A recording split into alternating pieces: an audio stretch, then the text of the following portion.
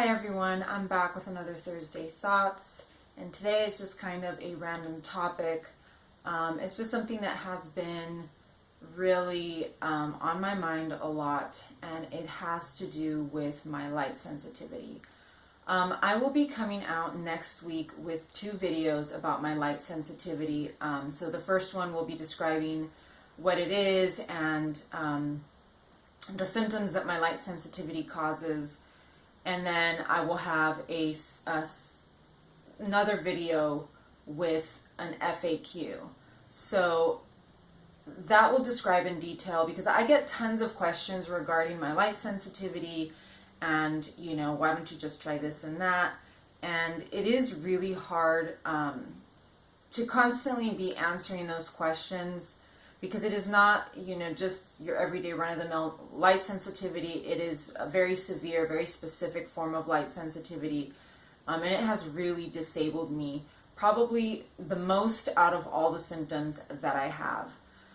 But today, my topic is based. My topic will give you an idea of how my light sensitivity limits me, as opposed to other people that do not have this specific type of light sensitivity. So one of the big issues I've been having recently in the last couple of months is my cell phone. My smartphone. My smartphone is several years old. It is a 2013 model, so it is pretty old. It is an Android phone. I cannot use any iPhone or Apple products because of the type of backlight that they have. The backlighting on those phones is usually an LCD, which is backlit with fluorescent lights. And fluorescent lights, as you will find out next week, are the worst types of light for my kind of sensitivity. So Android, Motorola phones, Samsung phones usually use AMOLED screens, which are a little bit better for me. But as I have been discovering lately, for some reason, this specific phone that I've had for over 2 years is the easiest on my eyes, and I don't really know why that is. It is an AMOLED backlit phone, but I'm not really sure what it is about the phone that makes it so easy on my eyes. It is not perfect by any stretch of the imagination. I will still get, head pain, pressure in my head, headaches, if I use it too much. But I have been able to use this phone more, for a longer amount of time than any other phone that I have tried recently. And I have tried many phones in the last couple months. I've purchased probably about 7 or 8 phones, and I've actually purchased the exact phone that I have, which is the Droid Max. So what I'm discovering is that, phones with a higher resolution, regardless of the backlight, seem to be harder on my eyes. So I'm sort of stuck in a place where, if this specific phone that I have in my hands, if this phone gives out on me, or if I break it, which I have dropped it, I have cracked it, if this phone gives out on me, that's it. My options for another phone are pretty slim. I would just have to get a phone and use it for phone calls, and I can't really use it to browse or to do, whatever other business I do on my phone, which is, pay bills, use apps, things like that, which my use is already pretty limited. So that's raised a lot of questions for me, in the last couple months, because I sort of assumed that even if I repurchased this exact same phone, I would be fine, because they're all exactly the same, or at least that's what I thought. But what I'm quickly finding is that even the exact same phone is causing issues for my light sensitivity. And I don't know if this is because the phone is new and the backlight has not been worn down.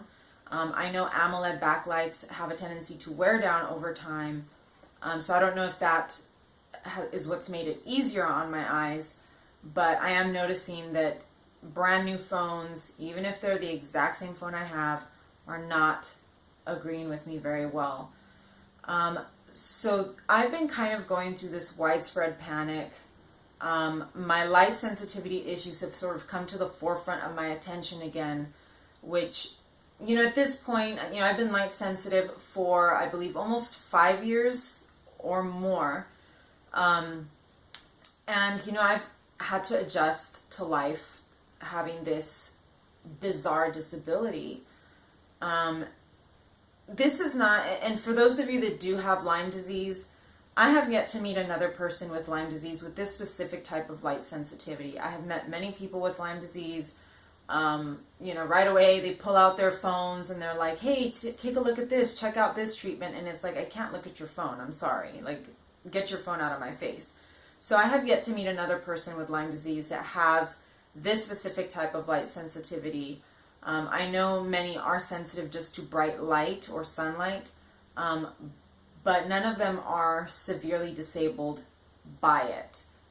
They're disabled by other symptoms, but not by their light sensitivity. I myself, I cannot go grocery shopping. I'm very limited as to the stores I can go into to shop for clothes and personal care items. So I have to have, my mom do that kind of stuff for me. But as far as paying my bills and things like that, I've still been able to maintain a certain amount of independence because of this phone. I also have a very old laptop that was kind of a hand-me-down from my sister, and I guess because of the age of the laptop, I'm also able to use that in limited amounts as well, in case I can't use my phone for something. But this phone has really allowed me to do things that I previously had not been able to do before I got this phone. And I will be discussing some of that next week in my videos about light sensitivity. And you'll see a lot of questions that you have after this video will be answered next week. But the one thing that, I kind of want to get across in this video is, smartphones are the thing now. It was, I think, when I started becoming sick or shortly before, I still had, the little cell phone with the, the pull-out keyboard, but it was a really small little thing. It was just, like a regular cell phone. Now they're all smartphones. They all have these screens on them. Even, your cheapest, most inexpensive smartphone. Flip phones are not, they're pretty much obsolete at this point. So, it is kind of scary to think, well, if this phone gives out on me, my only other options are a phone with a screen like this, and that's going to cause a lot of pain for me. Or I just can't use it. I can only use it for phone calls. And it's been kind of scary because I'm facing being cut off from the world again. As I mentioned, this phone has sort of opened things up for me. I seem to have either put a lot of wear and tear on this phone, or the light of this specific phone has just become easier to tolerate over time, and I've been able to, read the news on the phone, or also the phone can actually read to me, which is really nice, because it has a lot of voice commands. So it's been really nice to have that access to the world. Prior to having this phone, I think I had one smartphone before that also was similar in the screen, that it wasn't too bad for me. But as far as being able to use apps like Instagram and Snapchat and all of that, this phone has allowed me to do that for whatever reason. I don't know why the light of this phone has been so accommodating to my eyes.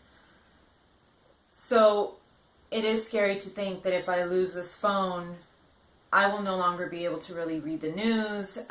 Even if the phone does read to me, I still have to look at the screen in limited amounts in order to get, to use the app that reads out to me. So the phone still has to be comfortable to a certain extent so that I can at least get in there and find an article to read, to have read to me.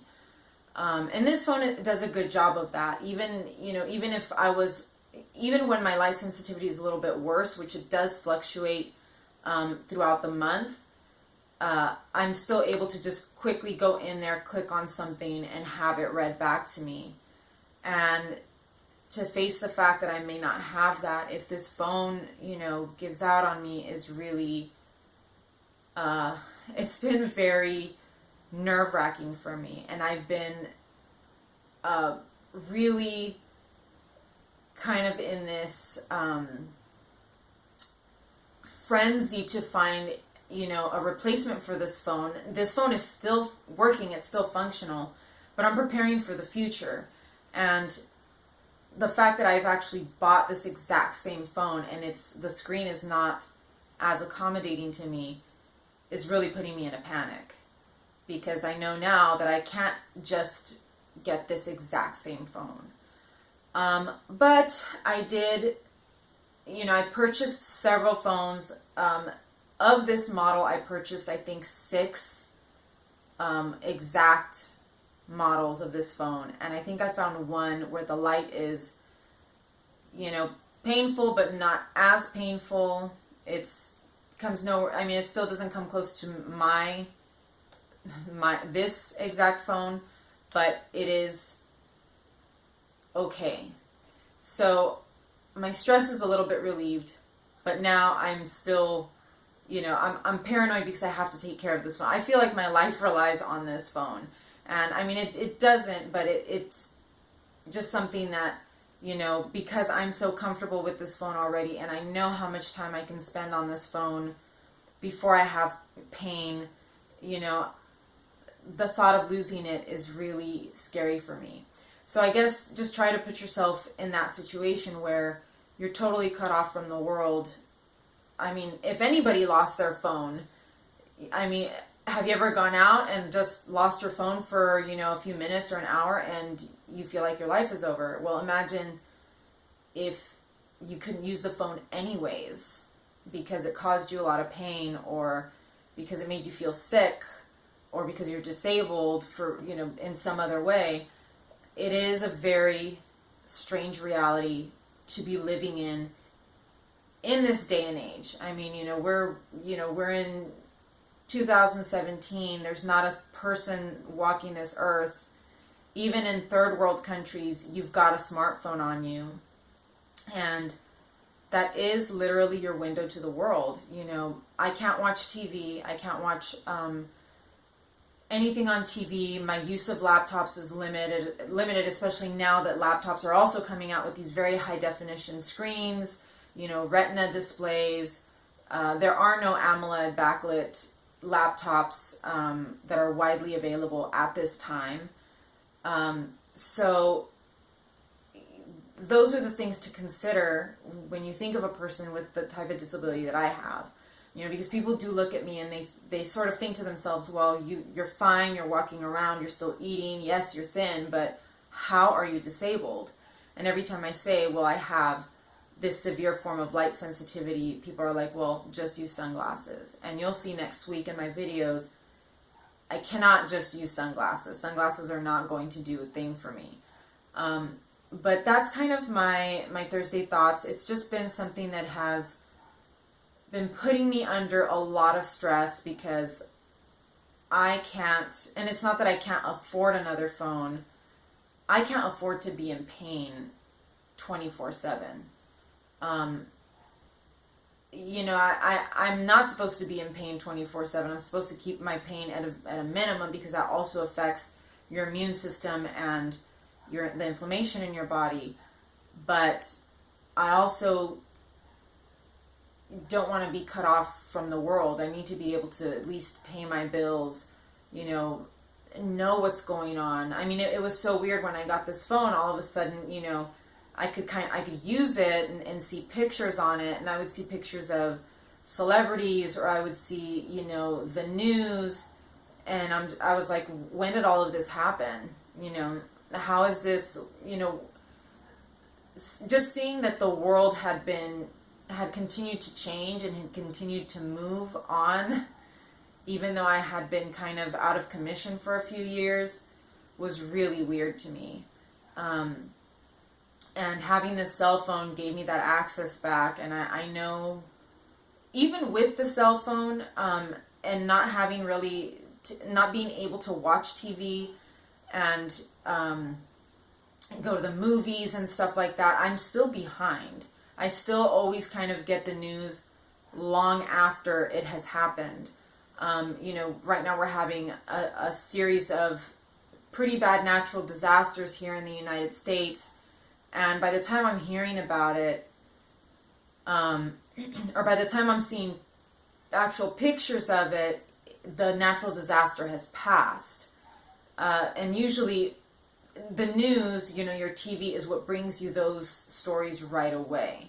The internet doesn't really, the internet is getting more up to the minute, but it wasn't until my light sensitivity developed that I finally realized the role that TV plays in kind of how timely we receive current events. So I am out of the loop. I'll hear people talking about things, or I'll see memes on the internet about politics or current events, and I don't get it. It takes me a while to get it, because then I have to catch up on my news. I have to Google, well, why is this comedian making this joke about this thing, because I don't really know what's going on. Then I Google it, on my phone, and I find out, oh, this thing happened, and then I start kind of going down that rabbit hole. And I can only, the amount of news I get is very limited anyways. I can't be on my phone looking at pictures all day, so I'll do a quick search, and it's like, okay, well, there's 3 hurricanes coming to the United States. Or by the time I find that out, one of them has already passed. So it is really, it's scary to kind of be literally living in a cave and not really know what's going on. And if I lose this phone, I'm going to be even more out of the loop than ever before. As it is right now, people will ask me, have you seen this movie, or have you watched that TV show? Movies and TV shows are definitely out of the question. There's no way that I could sit in front of, a screen, movie screen or a TV screen for more than a few minutes without having pain. So I can't do any of that. And that's really hard for me, being that I went to film school, and that was something that I was hoping to work in. So when people come to me with that kind of news, I have no idea. I'm totally clueless when it comes to that kind of stuff. When it comes to news, our presidential election of last year, I knew that there were things going on because I had my phone, but I wasn't really able to watch the debates. I could watch bits and pieces on my phone. You see all the skits on Saturday Night Live. I was only able to watch, a minute or two here and there. So this phone has enabled me to see what's going on in the world in bits and pieces. So whereas some people can sit in front of their TV and get the whole presidential debate beginning to end, I'm getting a minute here, a minute there. And, when people reference the debates or reference current events, if they happen to reference the 1 or 2 minutes that I caught on my phone, I'll get it. But for the most part, I'm just like, I don't really know what's going on. And it's not for lack of interest. It's because of my disability. So just imagine that. Imagine, being in a world where you're surrounded by technology and you can't use any of it. You can't use laptops, you can't use tablets, smartphones, smartwatches, because even smartwatches, are backlit. If you have an Apple Watch, it's backlit with the same technology that their phones and their laptops are backlit with. So I can't use any of that stuff. So imagine living in that world and just having a tiny little window, a teeny tiny little window where you can see some things. So that's my dilemma right now. I'm okay. Like I said, I did find another phone that's more or less all right for me. And I do have, kind of another backup phone. I have about 3 phones right now that would work okay for me if my primary phone stopped functioning. So it's just a huge life stressor. You know, I wish I didn't have this type of disability, especially because I feel like I'm the only one that has it. I'm sure that there are other people out there that have something like what I have, but it's hard. It's hard to find them because we can't go on the computer, we can't go on our phones and look for each other. So we're all kind of in our own isolated little worlds. But you know, maybe one day in the near future, hopefully, there will be some type of treatment or some type of cure for the underlying illness that is causing these symptoms. So that's my video for today. Kind of depressing, I know, and I know you will have a lot of comments and questions, but I'm going to ask you to hold off on anything related to my light sensitivity because I will be posting more videos in the coming weeks regarding my light sensitivity, and those videos may answer your questions or give you more specific information about my disability, specifically my light sensitivity. So thank you guys for joining me and for being patient with this video. It was a little bit off the cuff and I kind of just rambled on, but it has been something that has just been rolling through my mind back and forth, and I guess just talking about it will help me put this subject to rest. So thank you for your patience, and I will see you guys again very soon.